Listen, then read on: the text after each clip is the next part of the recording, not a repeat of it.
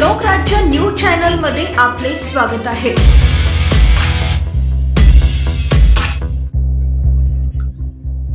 जालना जिल्ह्यातील लाठीचार्ज निषेधार्थ नळदुर्ग पंचक्रोशीतील सकल मराठा समाजाच्या वतीने मोर्चा काढून रास्ता रोको आंदोलन।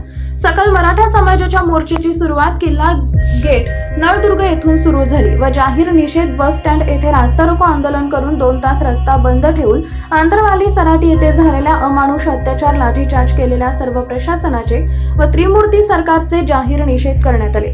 मोर्चाला प्रमुख उपस्थिती नळदुर्ग पंचक्रोशीतील 25 ते 30 गाव मोर्चामध्ये सहभागी होता।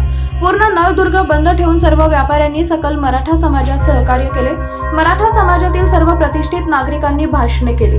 यावेळी अशोक भाऊ जगदाळे, योगेश केदार, कमलाकर काका चव्हाण, उदय जगदाळे, अभिजित चव्हाण, बलभीम मुळे, अमोल पाटील, नानासाहेब पाटील, सकल मराठा समाज मोर्चामध्ये 5 ते 6 हजार लोकांचा समावेश होता। स्वप्नाली पवार या मुलीने आपले मनोगत व्यक्त केले। शेवटी अशोक भाऊ जगदाळे यांचे भाषण झाले। या मोर्चाला सर्व समाजाचा जाहीर पाठिंबा होता।